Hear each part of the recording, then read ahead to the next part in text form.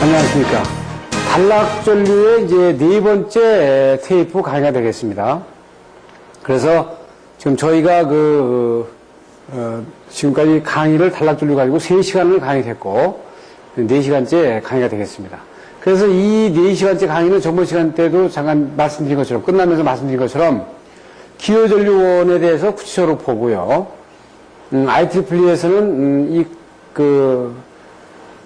단락전류를 어떻게 계산하는지, 그리고 미국에서는 계략적으로 약식으로 단락전류를 어떻게 계산하는지, 퍼 유닛법으로 계산하면, 그거는 각 선로마다 구간마다 전부 다 임피던스를 선정을 해가지고, 임피던스 맵을 그려가지고 구할 수 있습니다만은, 퍼 유닛법으로 구하는 방법은 어떻게 구하는지, 간략식으로 구하는 방법은 어떻게 구하는지, 미국에서는 M하고 F라는 계수를 가지고 상당히 아주 간단하게 구해보는데 그것들을 어떻게 구하는지를 이 시간에 잠깐 들여다보도록 하겠습니다.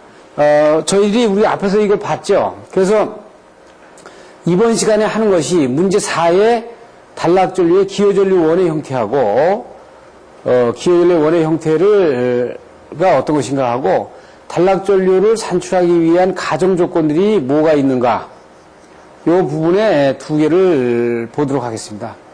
2개를. 그래서 지금 문제 3번과 4번에 대한 부분이 우리가 이해가 되면 제가 처음에 여러분들한테 물었던 8가지의 의문에 대한 부분에 대한 답을 나름대로 정확하게 여러분들한테 설명이 완료되지 않았는가 이렇게 봅니다. 자, 이 내용은 지금 IEEE 칼라북 중에서 한 권에 여러분들한테 소개되는 내용 중에 하나인데, 책명은 IEEE Recommended Practice for Protection and Coordination of Industrial and Commercial Power System 이렇게 해가지고 일반적인 상업설비나 일반적인 산업설비에 전원을 공급하는 데 대해서 보호설비와 협조설비가 어떻게 되느냐, 거기에 대한 레코멘드 되는 실제 예입니다. IEE에서. 그래서 이 안에 중에 단락전류에 관련되는 부분만을 제가 전부 다를 설명을 할 수는 없고 중요한 부분만 제가 뽑아내가지고 여러분들한테 지금 아까 설명을 안 한 부분에 대한 해당되는 부분을 설명을 해드리도록 하겠습니다. 우리가 일반적인 얘기를 다 지금 한 얘기인데, 우리가 지금, 모두 한 얘기를 지금 하고 있는데, 그 중에서 지금 하지 않은 얘기가 하나 있어요. 베이직 어썸션에 보면 기본적으로다가 기초적으로 생략하는 부분에 대해서 얘기를 하고 있어요. 그래서 우리가 단락전류를 구하는데, 단락전류를 구할 때 아주 습관적으로 아주 간단하게, 간략하게 생략하는 부분들이 있는데, 그 중에서 생략되는 부분에서 가장 큰 것이 하나가 있는 게 뭐냐면, unimportant assumption. 가장 아주 중요한 생략 중에 하나가, 이 볼티드 됐다. 우리가 지금 앞에 강의할 때 얘기했죠. 볼티드 됐다는 얘기는, 이 부하가 있으면은, 이 부분과 이 부분이 이렇게 됐다고 얘기하거든요. 이렇게 얘기하잖아요. 그래서 이 부분과 이 부분을 이렇게 지금, 볼티드 된 걸로 봅니다. 이렇게. 그러면 볼티드 됐다고 하는 거는 단락이 됐다고 하는, 그랬을 때 부하의 이 임피던스를 이 제로로 가져가겠다는 얘기거든요. 그래서 뒤에 보시면은, that has zero impedance예요. 볼티드, it has zero impedance란 말이에요. 그래서 부하가 볼티드 하면서 제로 임피던스를 우리가 이미 선정을 했어요. 그리고 이거 삼상단락을 대부분 우리가 저기를 하기 때문에 여기서부터 보면 이 맥시멈 밸류를 가지고 칼큘레이션을 해가지고 일단 정리합니다. 그래서 보통 우리가 삼상단락 폴트를 우리가 가장 이 시스템에서 존재를 하는 이유는 볼티드 되는데 이것도 어떻게 돼 있어요? 이상 볼티드 될 수도 있고, 3상 볼티드 될 수도 있잖아요. 3상 볼티드를 하는 이유는 이때 최대 전류가 나온다. 최대 전류가 나오는 거는 제가 앞에서 그 평행좌표법에서 삼상 법에서 이때 삼상 단락 때 임피던스가 가장 낮게 나오니까 전류가 가장 크게 나오는 걸 봤어요. 예? 그래서 일반적으로 이제 단락 전류를 구하는 과정에 이제 여기에서 이런 내용들을 이제 보통 우리가 일반적으로 얘기를 안 하죠. 그래서 삼상 단락 전류 구하면 그냥 바로 그냥 단락 전류 구하는데 이런 과정들을 미리 얘기 안 해도 우리 계산하는 사람도 알고 있고 나도 알고 있고 다 아는 것처럼 그냥 넘어간단 말이에요. 그렇지만 그 내용들을 하나씩 한번 짚어보자는 얘기입니다. 자, 보시면은 이제 several assumption에서 보시게 되면 여러 가지의 그 생략을 하는데 이거는 왜 그러냐면은 굉장히 계산을 아주 simplify, 아주 간단하게 만든단 말이에요. 간단하게 약식을 할 수 있어요. 그러면 first, 첫 번째로 하는 부분이 뭐냐? 단락전류를 구할 때는 여기서 얘기하면 볼트 됐다. 뭐가 삼상으로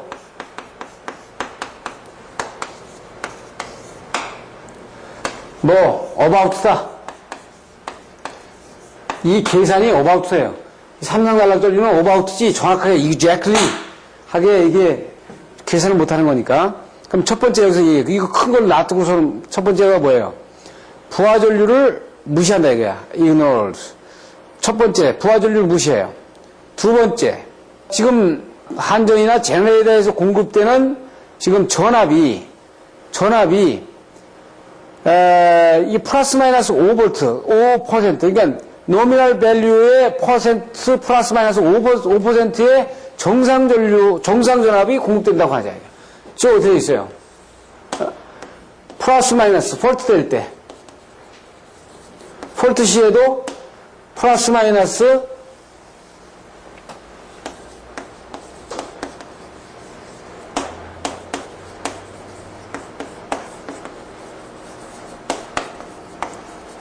가능하지 않죠. 그런데 이 가정을 둔단 말이에요.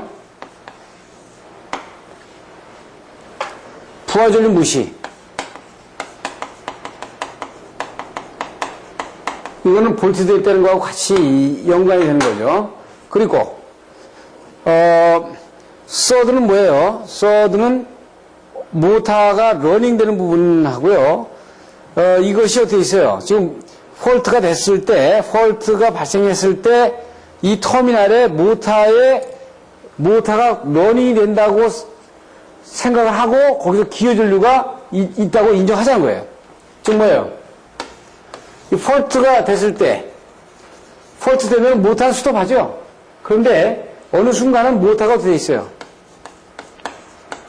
정상적으로 러닝을 하는 거야. 어느 순간, 어느 기간 동안. 그래서 이것이 기여전류를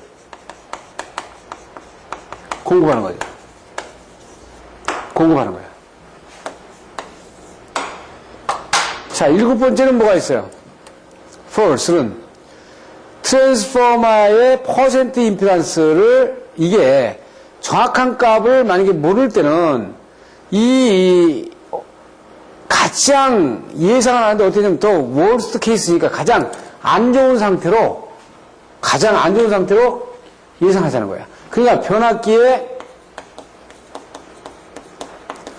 퍼센트 임피던스를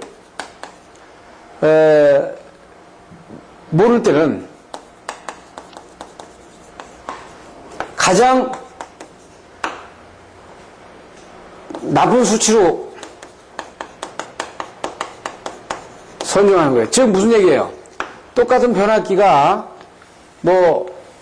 유입 변압기에 용량이 들어가더라도 보통 우리가 어떻게 해요? 5.5%에서 7.5% 사이다.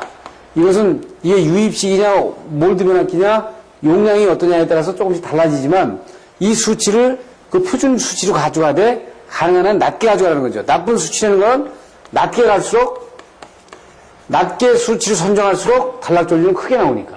그렇죠? 그래서 여덟 번째 보세요. 그 얘기를 하고 있는 거고 지금 여덟 번째는 이거는 이제 낮게 가져가면 이 수치는 아주 크게 나오죠. 그 다음에 이제 다섯 번째 보면 RXB를 모를 때는 이거를 좀 높은 값으로 가정을 해라. 즉, 뭐예요? 이거는, 모를 때는 표준에서 플러스 마이너스 7.5% 이내에 나쁜 값으로 이렇게 하라고 했잖아요. 근데 RxB를 모를 때는, 이 B를 모를 때는, 이 RxB에 의해서 뭐예요? 비대칭 계수가 결정됐죠? 비대칭 계수가 결정이 됐는데, 이 RxB를 모를 때는 가능한 한, 높게 선정해라. 높게. XB가 크면은, 여기 어떻게 돼요? 과도 현상이 크죠? 현상이 크게 나오고, 비대칭 계수가 크게 나온다고, 이게. 그 단락적으로 커지는 겁니다. 그 다음에 이제 9번째 볼까요? 여기서는 지금 6로 되어 있는데, 어디 돼요? 스위치 보드나, 판넬 보드의 부수 임피던스는 can be ignored. 어디 돼요? 무시한다, 이거예요. 스위치 보드나.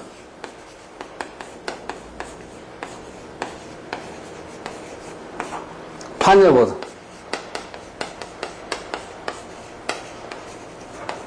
이 스위치 보드나 판넬 보드의 임피던스는 무시한다. 지금 보면 일반적인 계략할 때예요.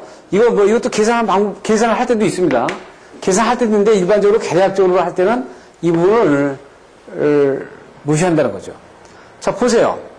그럼 여기서 더 빠져서 더 추가될 게 뭐가 있어요? 우리가 지금 많이 한 것 중에서 지금 보시게 되면, 볼트 됐다, 삼상, 어바우트, 계략 계산이죠.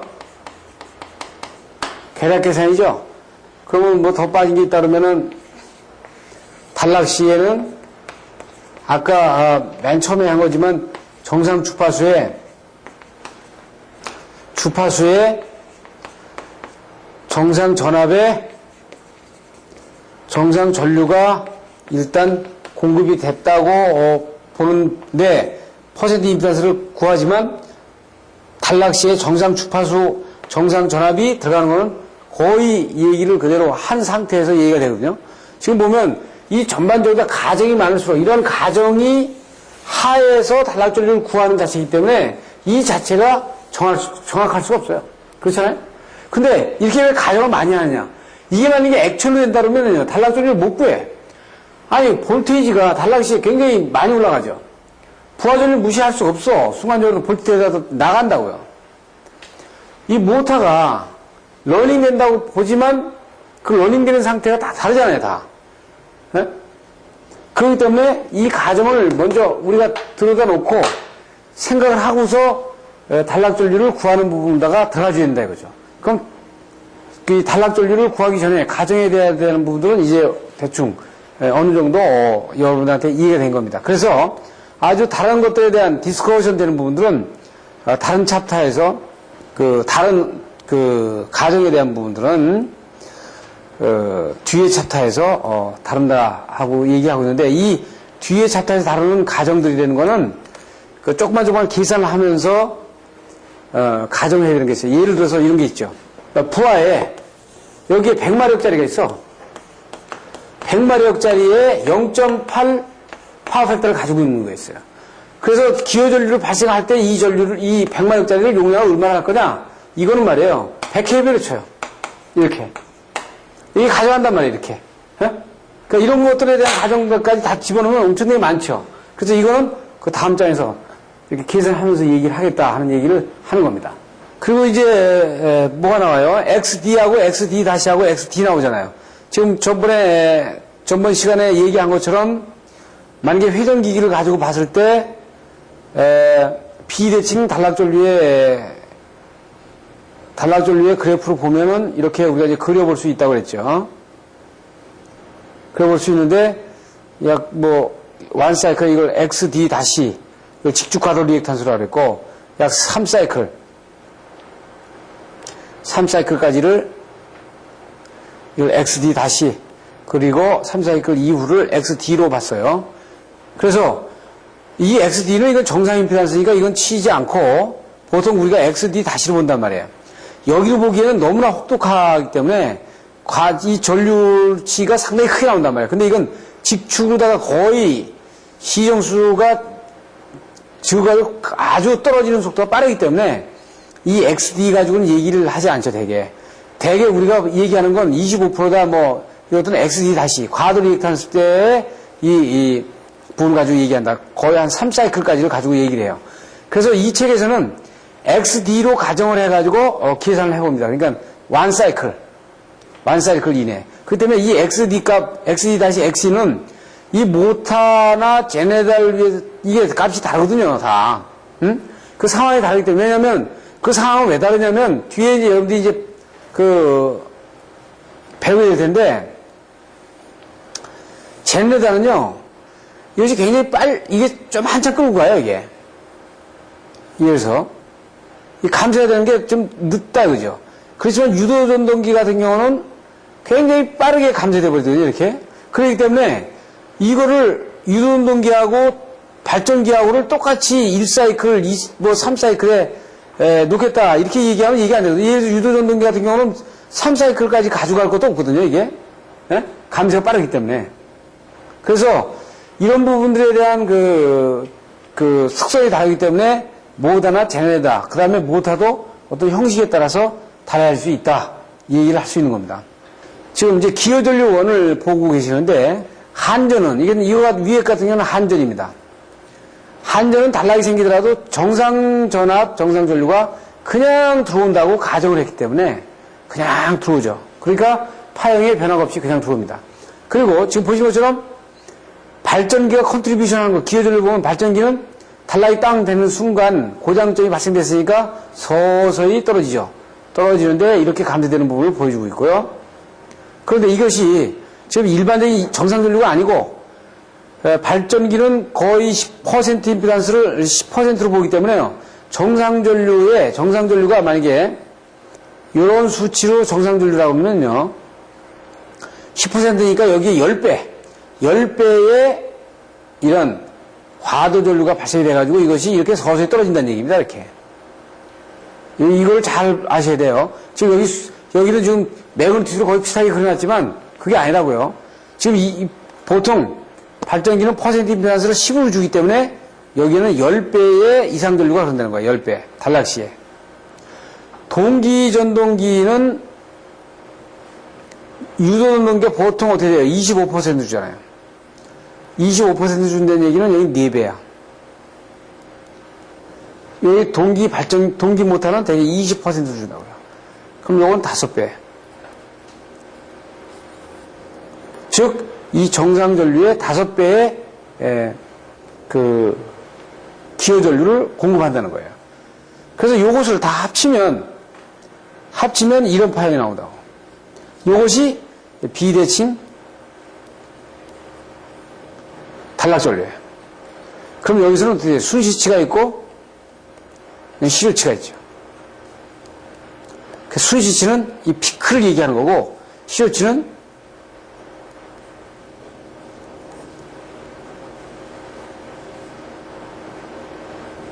루트 2로 나눠준 값이죠. 그렇죠?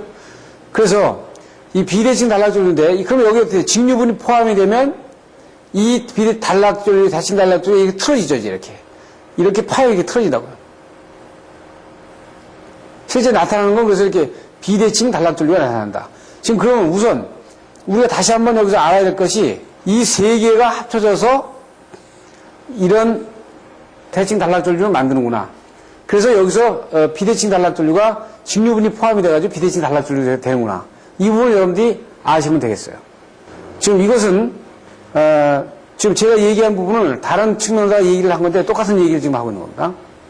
지금 이것은 어떻게 지금 볼 수 있냐면요. 지금 단락전류는요, 이렇게 쫙 증가된다고요, 단락전류는. 이런 곡선이 되면, 여기서 어떻게 되어 있어요?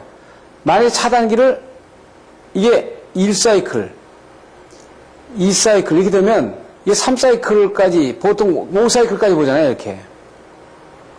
그러면 하나, 둘, 셋, 넷, 5사이클에 만약에 이 차단기가 끌어진다 그러면은, 이 단락전류가 어떻게 돼요? 차단기의 I 자승,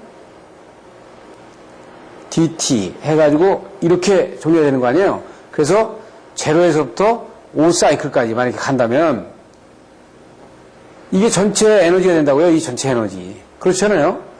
그래서 이거 굉장히 크기 때문에 그런데 어떻게 초반에 커지는 것이 초반에 나오는 것들이 이 상당히 큰 값이 나오잖아요.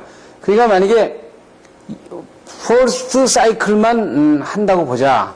그러면 초반에 퍼스트 사이클에 과도현상이 어떻게 돼? 이거는 에너지가 이렇게 증가되는 부분을 얘기하고 있고 과도전류가 발생되는 것부터 이때 이렇게 큰 과도전류가 발생이 돼가지고 다시 감소되지 않습니까? 이렇게 감소되잖아요. 이렇게 감소가 되겠죠. 그러면 첫 번째 사이클이라는 건 어떤 시간적인 개념을 갖느냐? 그걸 잠깐 보세요. 그러면 어떻게 돼 있어요?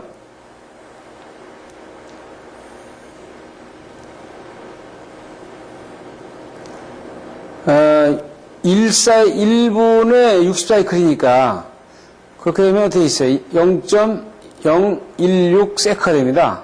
1사이클이라는 거는. 그리고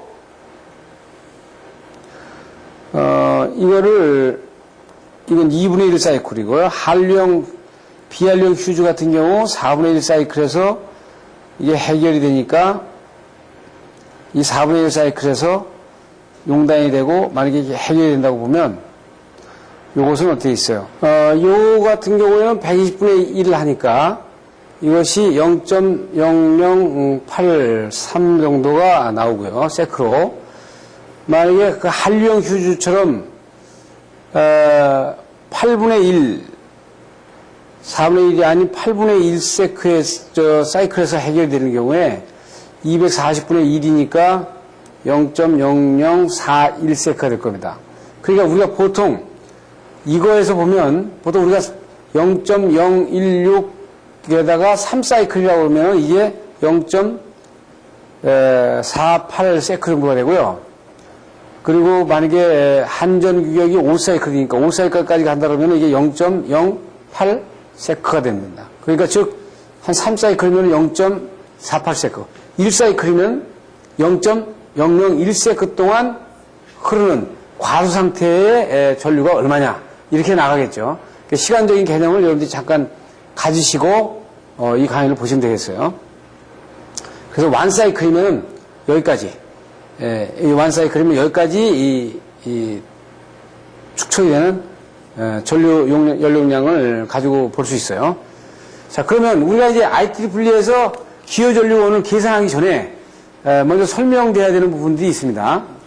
자, 여기에서 지금 보면 우리가 먼저 이 강의 들어가기 전에 조금 우리가 기존의 관념을 좀 바꿔야 될 것이 그 IEE에서는 모터를 우리가 이제 사용할 때 보면 이건 이제 미국 관점이라고 그래요. 그럼 여기는 이제 동기전동기가 있고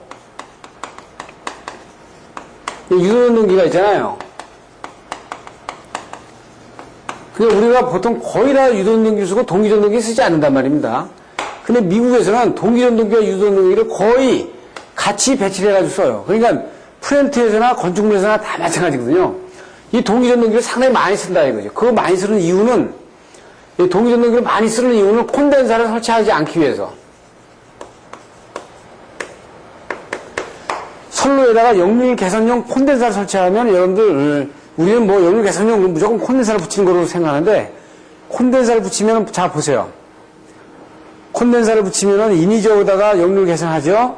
하니까 과보상 될 수도 있죠? 그래서 페안티 효과 나올 수 있죠? 그 다음에 고조파가 발생이 돼가지고 콘덴서에 들어오게 되면 증폭 현상 발생될 수 있으니까 리액터 설치해야지. 리액터 잘못 설치하면은 공진점 만들어져가지고 어떻게 있어요? 리액터 사고 많죠? 파형이 찌그러지지? 이런 어려운 부분들이 상당히 많습니다. 그래서 콘덴서를 설치하면은 여기에 대한 역기능이 많다 이거죠. 네? 역기능. 그래야 역기능인 걸 리액터를 설치해야지. 파형이 찌그러지는 부분. 네? 과보상 문제.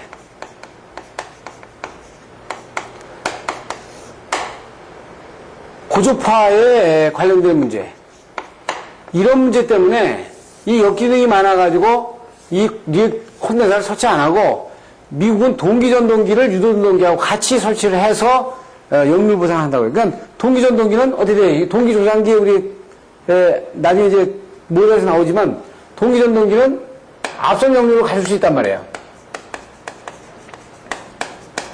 마음대로 우리가 마음대로 가져갈 수 있다고요. 앞선 역류를 하게 되면 유전동기하고 같이 런을 시켜주게 되면 회로에서 유전동기에 의해서 그 역류 조화가 많으니까 그 역류를 반드시 어떻게 돼? 카바리는 할 수 있죠. 그래서 어떻게 있어요? 이제 미국에서는 동기전동기를 설치하고 동기전동기를 설치하면 앞에다 리액터 설치한단 말입니다. 이 리액터가 기동용이 아니고 동기전동기는 앞선 전류니까 앞선 역류니까 너무 앞서면 여기 만약에 다른 부분에서 유전동기 설치했다고 해요. 인덕션 모터를 설치했어요. 그러니까 인덕션 모터는 100마력을 설치했고 동기전동기는 만약에 1000마력을 설치했다. 이렇게 설치한 경우에 상당히 동기전동기가 많잖아요. 그렇게 되면 이게 어떻게 보면 선로가 거꾸로 뒤진 전류가 아니라 앞선 전류가 돼가지고 상당히 역률이 앞선 역률이 돼가지고 이것도 또 역률이 나쁜 과부상의 문제가 생기니까 여기다가 거꾸로 맞춰주기 위해서 리액터를 적는다고. 근데 리액터는 파열이 찌그러지면 이런 문제들에 대한 부분이 야기가 안 돼. 근데 콘덴사는 이거를 역률을 개선하기 위해서 콘덴사 설치하면 용량 커지면 여기다 또 리액터 설치해야죠. 예? 이런 부분에서 상당히 그 또 설치를 인위적으로 하는 부분에서 관리 문제 이런 것들이 되기 때문에 이거를 동기전동기 설치할 때 리액터 설치한다는 걸 여러분들 꼭 유념해 두시고 머릿속에다 두시고 이 IEEE 강의를 들으셔야 돼요. 자, 이건 일반적인 모터를 설치하는 부분에서 일반적으로 우리가 가지고 있는 생각과 미국 측에서 생각하는 생각과는 좀 다른 부분이 있다.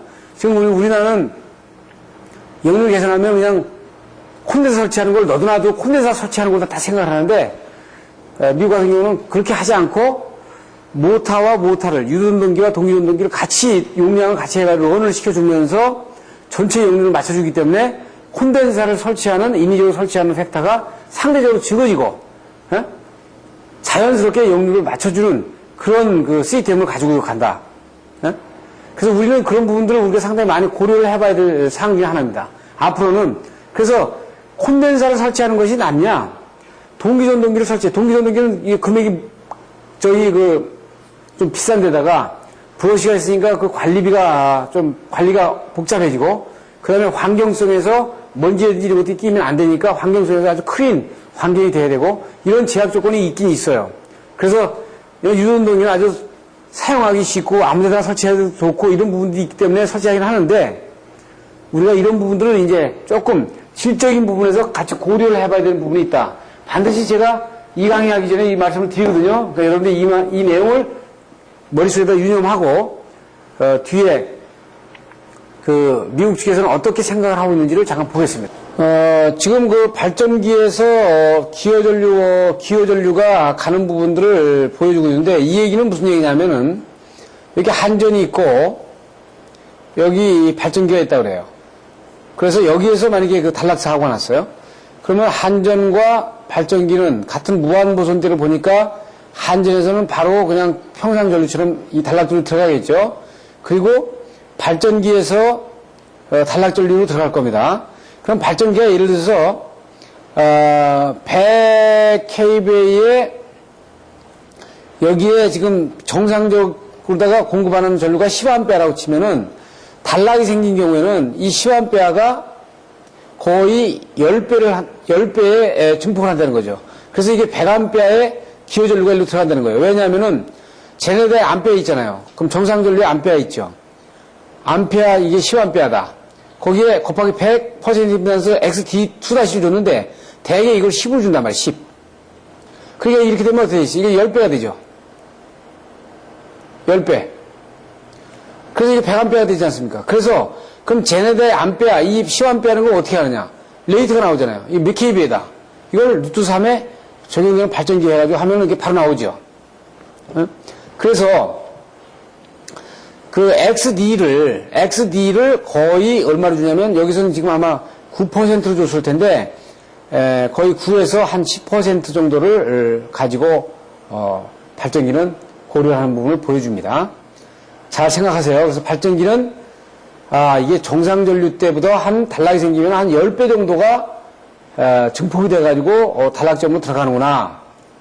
그 다음에 두 번째는 50마력 이하의 모터가 있는 경우에, 이 50마력 모터가 있는 경우에는 보시면 sum of motor full load니까 이 50마력 이하의 모터의 full load를 다 더해가지고 거기에 곱하기 4라는 겁니다. 곱하기 4라는 얘기는 뭐예요? 퍼센트 임피던스를 25% 줬다는 거지. 25% 줬으니까 되어 있어요. 각 모터의 정상 전류, 정상 전류에다가 어떻게 됐던 거예요? 퍼센트 임피던스 25에 곱하기 100이죠. 그러니까 이렇게 하면은 뭐가 되는 거예요? 이게 4가 되는 거 아닙니까? 4. 그래서 4가 나온 거예요, 이렇게. 그래서 이 4의 멀티플러, 4의 개수를 하는 것은 이 인다수위 거의 상업설비에서 거의 4 정도를 준다. 50마력 이하에서는 그러니까 퍼센트 임피던스를 25% 준다는 얘기는 단락이 생기는 지점에 단락점으로 가면은 이 모터가 정상적일 때 받는 전류가 이 모터가 만약 10A라면 이 모터가 거꾸로 돌면서 여기 임피던스가 낮아지니까 25% 여기 변압기 임피던스가 낮아지기 때문에 이것이 약 40A로 증가된다는 얘기예요. 그래가지고 단락점을 향해서 간다는 얘기지. 그 다음 보시게 되면 50마력을 넘어가면 라지 모터 같은 경우에 어떻게 하냐면 풀로드에다가 XD를 줬으니까 돼 있어요. 풀로드 X, 이거 배수죠. 이거 배수라 그랬죠. 이거 배수. 배수를 몇으로 줬냐면 보세요. 몇으로 줬냐면 여기 보시면 5를 줬어. 5. 풀로드에 5를 줬으니까 이건 어떻게 된 거예요? 전격 전류에 퍼센트 임피던스 20 준 거지. 20 곱하기 100이니까. 그럼 이게 5가 나오지 않습니까? 그러니까 50마력 이하는 25%를 주고, 50마력이 넘는 부분들은 지금 20%를 주는구나. 그렇죠? 그래서 5배를 주네. 5배. 그래서 1200rpm, 지금 1200rpm 모터의 풀로드 암페어의 이 1200rpm짜리는 6.7배를 주고요. 900rpm짜리는 5배를 주고 450rpm짜리는 3.6 개수를 준 부분을 보여요. 그래서 여기 XD에 보게 되면 지금 15%에서 20%, 28% 이런 식으로 다 주고 있습니다. 그래서 또 그 발전기의 그 인입 개수가 다르잖아요. 다른 것에 따라서 인입 그 전류가 다르지만 지금 이렇게 주고 있는 부분을 우리가 봅니다. 그래서 아주 큰 모터는 지금 여기서 아까 50마력에서 50마력이 넘는 부분들보다는 이렇게 주는구나. 그리고 또 하나는 여기서 반드시 여러분들이 알아주셔야 할 것이 모터 KVA를 0.8 파워 팩터의 모터 마력은 효율이 0.8이면 파워 팩터가 100이면은요 100인 경우에 그냥 바로 모터 레이트를 갖다가 이 KVA를 봐준 거예요. 바로 봐주죠. 그래서 어떻게 있어요? 100마력짜리는 제가 뒤에서 설명 다시 안 합니다.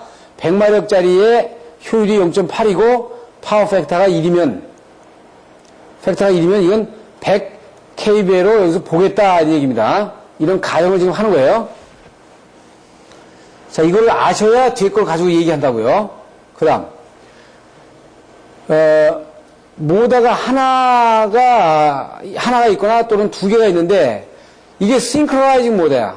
동기 모터 같은 경우는 뭐라 그랬어요? 여기에 리액터를 설치한다 그랬죠? 리액터를 설치하는 거는 이것이 앞선 역률이기 때문에 이거를 역률을 맞추기 위해서 했어요. 그러면 리액터를 거쳐서 이 모터에서 발생된 전류를 리액터를 거쳐서 가게 되면 이 리액터를 거쳐서 간 이 전류는 얼마가 될까 하는 얘기입니다. 이럴 때는 자 리액터의 퍼센트 임피던스 지금 보시면은 리액터의 XR 이 리액터를 구하고요. 리액터의 임피던스를 구하고 모터의 임피던스는 모터의 KVA의 1000의 루트 3의 이 모터에서 풀로드 되는 부분을 나눠주면 이 모터의 임피던스가 나오죠. 그러면 이것이 리액터를 거쳐서 이쪽으로 넘어간 그러니까 이 전류는 이 리액터를 거쳐서 넘어간 이 전류입니다. 이 전류 같은 경우 어떻게 할까? 리액터의 임피던스와 모터의 임피던스를 곱한 것분의 모터의 임피던스에다가 이 모터에서 총 발생된 그 전류를 가져가 곱을 해주면 이 앞에 리액터를 거쳐서 나간 전류치가 되겠다. 굉장히 중요합니다. 이거 다시 내가 뒤에서 설명할 때 이거에 대한 부연 설명을 하지 않겠습니다. 그러니까 이 내용을 가지고서 뒤에 설명을 들어야 여러분들이 이해를 할 수 있다는 얘기예요. 그 다음, 이거 인덕션 모터입니다. 인덕션 모터. 아까는 동기 모터하고 인덕션 모터 같은 경우는 변압기를 통해서 만약에 앞에가 뭐 480V에 220V다. 이런 변압기를 통해서 이 모터가 여러 대가 있는데 이 모터에서 발생된 전류가 이 변압기를 통해서 1차로 가게 되면 1차의 전류는 얼마가 흐를까 하는 얘기예요. 그걸 어떻게 하느냐? 자, 1차의 전류는 2차에서 발생된 이 모터 2차에서 총 발생된 전류 양에다가 변압기의 1차 암페어분의 2차 암페어분의 1차 암페어로 나눠준 값을 곱해주게 되면 1차의 전류 나간 값을 우리가 알 수 있다.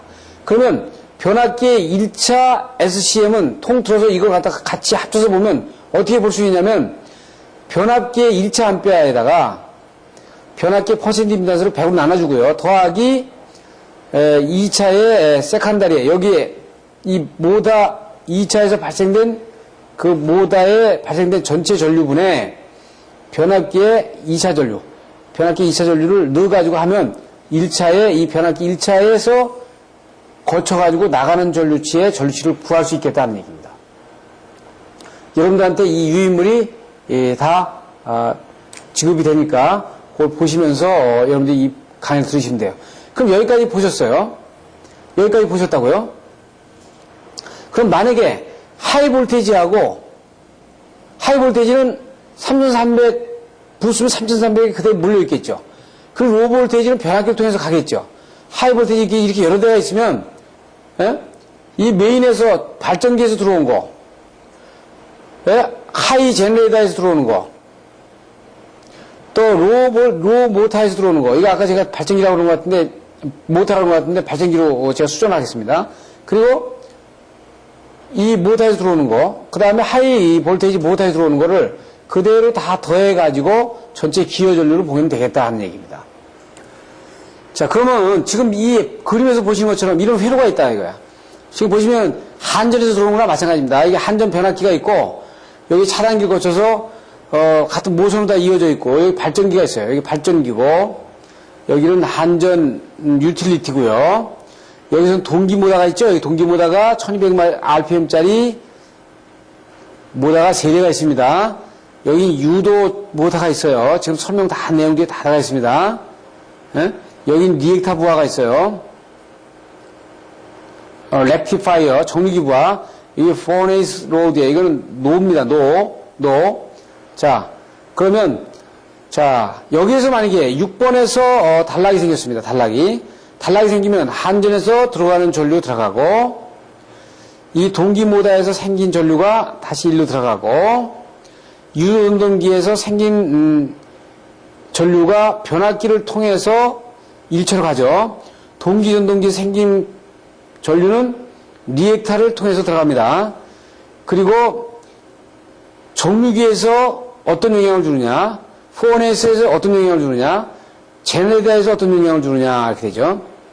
그런데 렉티파이어에서는 영향을 주지 않아요. 기여전류 영향을 주지 않고 노에서도 영향을 주지 않으니까 이건 생각할 필요 없고 여기에 기여전류원이 없고 그러니까 여기 생각할 필요 없고 그러면 우리가 생각하거든 지금 앞에서 얘기한 것처럼 동기전동기에서 리액터를 거쳐서 앞으로 가는 전류가 얼마냐, 유도운동기에서 변압기를 통해서 가는 전류가 얼마냐, 그리고 이 고압 발전기에서 통해서 들어가는 전류가 얼마냐, 한지에서 들어가는 전류가 얼마냐, 이것이 어떻게 있어요? 이 완 사이클에 이 단락점에 전부 다 들어간다는 얘기죠. 그래서 그걸 나눠놓고, 그러니까 이거 설명됐죠? 이거 설명됐고, 이거 설명을 따로따로 미리 설명을 다 한 겁니다. 자, 그러면 여기서 어떻게 있어요? 첫 번째 사이클, 전번에 제가 시간대에 설명을 했는데, 첫 사이클을 어떻게 했어요? 1사이클을 60Hz로 나누면은, 1세크를 60Hz로 나누면은 0.016 세크가 되지 않습니까? 그러면 이거를 0.016을 3사이클로 하면은 하는 경우하고 0.016을 5사이클로 하면은 이게 얼마가 나오죠? 지금 보시면은 3사이클인 경우에 0.03, 0.048 세크가 되고요. 그 다음에 5사이클 경우에 0.08 세크가 되니까 5사이클 같은 경우 끌고 가도 이게 하나, 둘, 셋, 넷, 다섯, 여섯으로 이렇게 다섯을 끌고 가서 이렇게 쭉 내려와도 거의 0.1세크가 되잖아요. 0.1세크. 이거 대략으로 봐도. 그럼 어때요? 0.1세크면은 여기서 보이는 것처럼 거의 이 정도 수준가 있죠. 그러니까 어떻게 됐어요? 굉장히 과도 상태에 놓이잖아요. 이게 지금. 이거는 RMS 비대칭 계수고, 비대칭 전류고, 이거는 RMS 시료치죠, 시료치. 그러니까 비대칭 전류의 이거는 시료치고, 이거는 대칭 전류의 시료치란 말이에요. 그럼 우리 걸리는 건 어떻게 돼요? 보통 이게 걸리지 않습니까?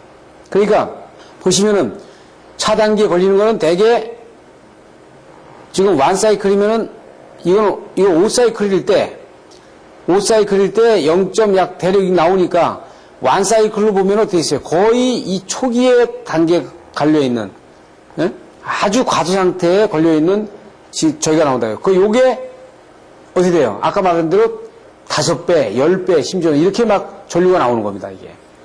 이것이 어떻게 돼요? 기여전류, 단락전류로다가 들어간다는 거예요. 자, 여기서 보시면 이제, 그래서 이제 펄스 사이클이라는 거 아시겠죠? 먼저 머릿속에다 펄스 사이클 나누세요. 이게 5사이클일 때, 거의 0.1세크다. 그러면 펄스 사이클이면 어떻게 돼요? 이거에 5분의 1이니까 엄청나게 짧은 시간이기 때문에 거의 과수 상태에 놓인다 이렇게 봐야 돼요. 그래서 모다와 제네다의 숏서큐트의 기여 전류가 얼마냐? 자 보세요. 부스 13번과 14번은 노 컨트리뷰션이에요. 13번과 14번은 저희가 없죠. 모타가 없어요. 지금 보신 것처럼 14번과 15번은 모타가 없어. 그러니까 여기서는 기여 전류원이 필요 없어요. 그러니까 여기는 오케이. 아무 문제가 없고 지금 어떻게 13번에 100kV의 100마력은 100마력 인덕션 모터의 뭐 80%의 파워 팩터는 이건 100kV로 봤으니까 아까 어떻게 됐어요? 5배 보자 그랬죠? 5배. 그러면 어떻게 있어요? 5배 곱해주면 RPM에 따라 다르지만 정상 전류의 5배니까 여기에 나오는 것이 628A인데 이 628A에 어떻게 지금 유도운동기가 2대니까 곱하기 2를 하게 되면 1256A 걸립니다. 어디에? 부스 11번과 12번에 1256이 어디에 걸리냐면 1256A가 부스 11번과 12번에 걸리죠. 이렇게 나오고 이렇게 나오니까 그러면 이 전류가 변압기를 통해서 앞으로 가잖아. 그러니까 변압기를 통해서 얼마나 이 전류가 1차로다가 변환이 되는지를 한번 봐야죠. 그러니까 변환되는 건 아까 설명 다 했죠. 트랜스포머의 1차 전류 계산하면 104A 나오고 2차 전류 계산하면 902A 나오면 그걸 가지고 어떻게 했어요? 1차 건너가는 건 이렇게 한다 그랬죠. 앞에 설명 다 됐습니다. 그렇게 되면 135A가 됩니다. 즉 뭐예요? 여기에서 변압기를 거쳐서 앞으로 나온 저기가 135A가 된다는 거예요.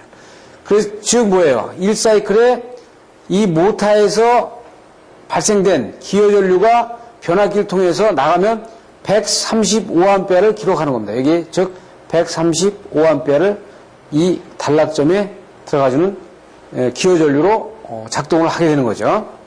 자, 그리고 난 다음에 넘버 9번 부스는 모터가 없어. 그러니까 오케이. 이건 문제가 없고. 그 다음에 부스 7번과 8번의 제네레이터 컨트리뷰션에서는 발전기는 얼마로 받았냐면 9% 받잖아요. 그럼 625kV니까 정상전류 9에서 정상전류에다가 거의 9%니까 11배 받죠. 11배. 약 11배. 그러니까 발전기에서 나오는 거는 거의 11배를 봐라. 얘기 11배. 정상전류에. 여기는 거치는 게 없죠. 그러니까 바로 다이렉트로 이건 어디로 가요? 이리로 가버리죠. 그래서 지금 보면 11배니까 되어 있어요. 964A가 되네요. 그 다음에 부스 6번이 여기에 모터가 있으면 이것도 이 모터가 단락적으로 되는데 기어주려 했는데 여기 없으니까 이 부분 생각할 필요 없는 거고요.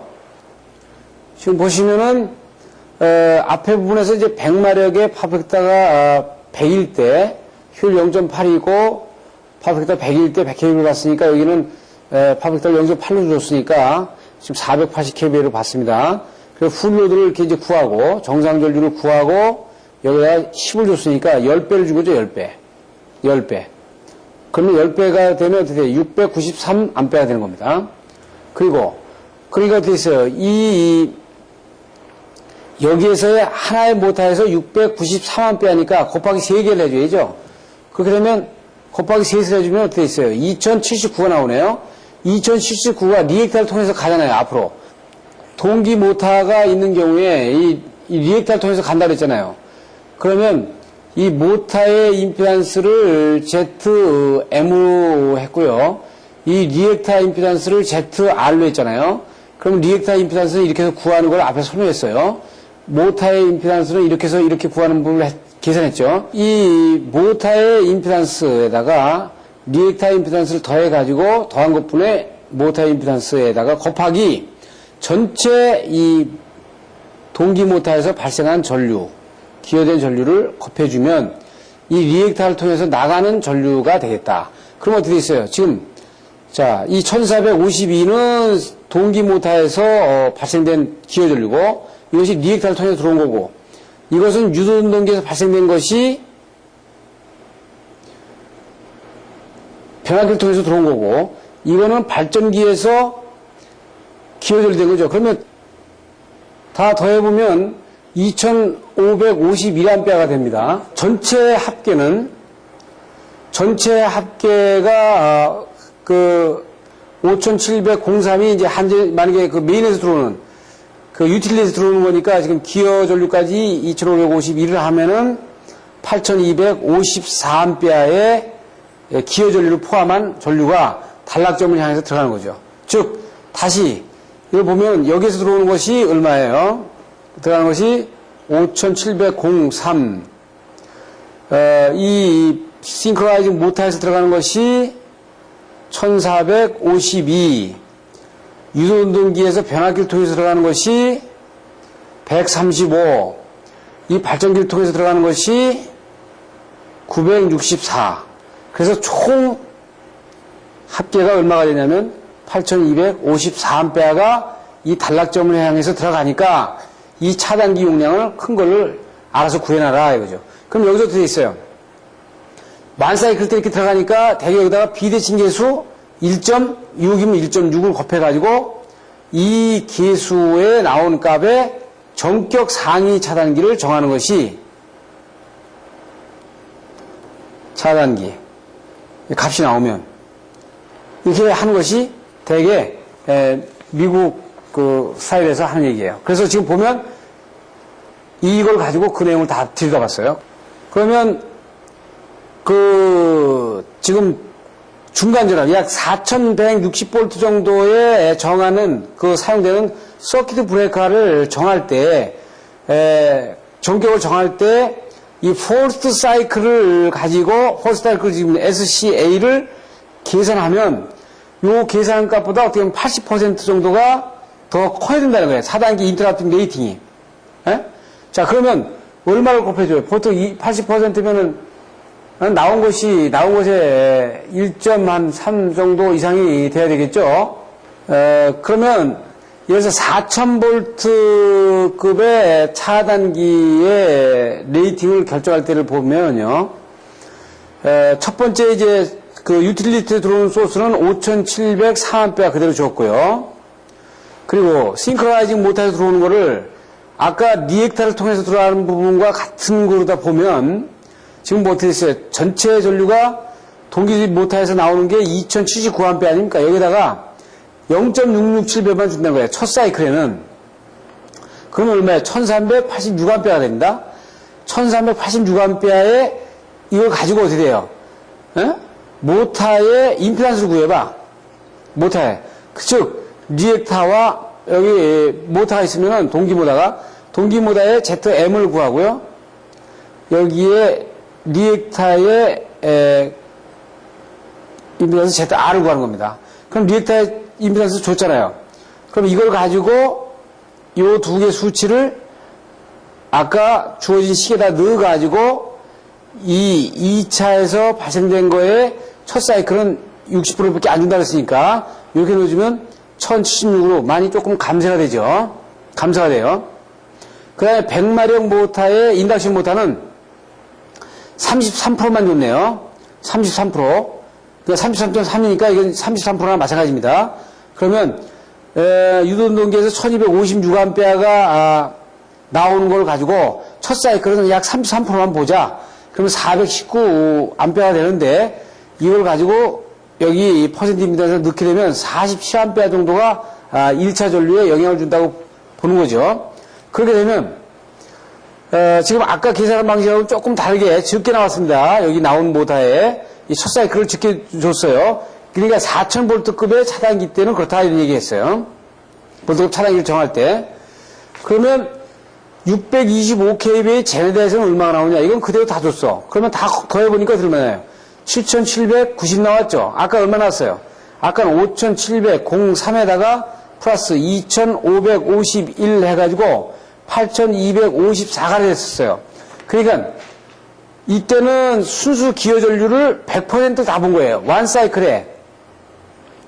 기여전류를 다 본 거고, 이것은 뭐 어떻게 돼요? 동기 모타하고 인덕션 모타를 적게 봤죠. 동기 모타는 0. 좀 더 적은 숫자. 인덕션 모타 0.333. 이렇게 봤죠. 봤을 때는 이렇게 적게 나온다 이거예요. 적게 나오지만, RX 레이시오에 따라서 이 비대칭 계수값을 곱해주잖아요.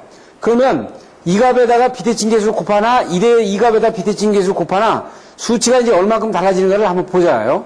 보는데, 큰 차이는 별로 없게 나옵니다. 그러면, 지금 보시면은, 지금 이거는 어떻게 봤어요? 7790이라는 거는, 고압의 차단기를 쓸 때, 차단기를 할 때는 기여전류에서 들어오는 부분을 이렇게 조금 감쇄시켜서 봤구나. 이걸 봤습니다. 그 다음 다음번 볼 거는 뭐냐면은, 비대칭 계수에, 서키트 브레이커의 비대칭 계수치를, 비대칭 계수의 전류를 크로스하거나 렛지 할 때에, 그 값을 고려해가지고 첫 사이클에 정할 때는 어떻게 할 거냐. 첫 사이클 100% 다 줬어요. 그런데 다 준 거에 비대칭 계수값을 곱하면은 이게 13,206A 나오지 않습니까? 비대칭 계수를 1.6으로 줬죠. 이거는 RXB를 가지고 그 테이블을 가지고 구하면 구할 수 있습니다. 바로 나옵니다. 그래서 이걸 가지고 한번 다르게 구한 부분을 한번 보시면은 지금 남바 유틸리티에서 오는 거는 똑같이 줬죠. 그리고 싱크로나이징 모타에 들어온 거는 이건 전부 다를 줬어요. 인덕션 모타 준 거는 여기서는 어떻게 했어요? 인덕션 모타는 여기는 0.88833을 줬죠? 그러면 어떻게 했어요? 싱크로나이징 모타는 다 줬다는 얘기야. 지금 어떻게 있어요? 이건 저압 차단기에서는 다 준 거예요, 다. 다 주고, 유도운동기에서는 0.86을 줬죠? 0.83336을 줬어요. 그래서 여기서 나오는 게 어떻게 나온다고 그랬어요? 똑같은 방식이야. 이게 8233이 나와가지고 1.6을 하면 13,173A가 나옵니다. 자, 지금까지 강의한 내용을 비교해서 보면요. 완사이클의 기여전류를 전부 다 정상적으로 고려하게 되면 얼마 나왔어요? 8,254 나왔죠. 한전에서 5,703, 발전기에서 964, 동기모타에서 1,452, 유도모타에서 135A 해가지고 8,254A 나왔어요. 그런데 이걸 4,000V 고압 차단기에 적용하는 경우에는 이거 그대로 다 인정해주고, 이거 인정해주고, 동기모타에서 나오는 거는 6.7%만 인정해주고, 그 다음에 유도운동기에서는 33.3%만 인정해주니까, 어디 있어요? 7,790A 나왔죠?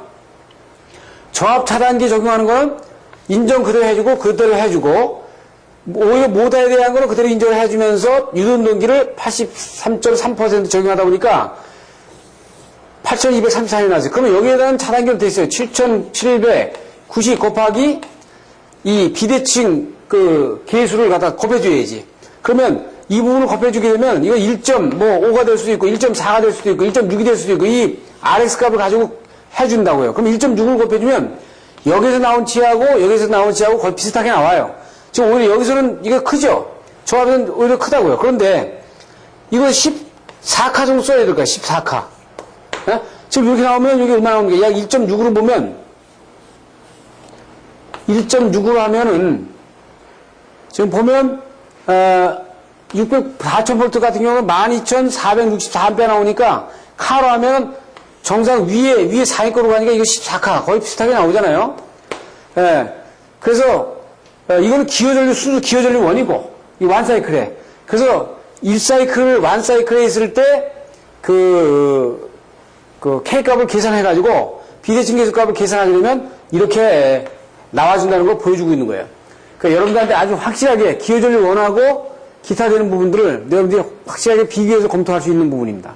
지금 여기까지 돼서 보면 지금 이 싱글 라인을 가지고 다시 말씀드리면 한전에서 들어오는 거 전동 유전동 동기전동기 들어오는 거 유전동기에서 들어오는 거 예? 발전기 들어오는데 제가 왜 두 개를 계산했냐면 여기는 4160V의 고압 차단기를 설정할 때 아니에요. 만약에 여기에서 문제가 생겨가지고 차단기를 결정하게 되면 이건 어떻게 돼요? 저압이죠.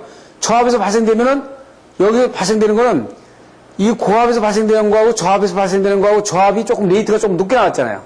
이건 고압에서 발생되는 거고. 그렇죠? 차단기를 두 군데서 결정할 거다. 그래서 두 개로 비교해서 설명을 해주고 있는 겁니다. 그래서 이번 시간까지는 여기까지 지금 설명이 되고요. 다음 시간에는 이제 단락전류를 고려한 전선 규격하고 그 다음에 간략하게 계산하는 방법을 어떻게 계산하는지를 관련 자료를 가지고 보겠습니다. 감사합니다.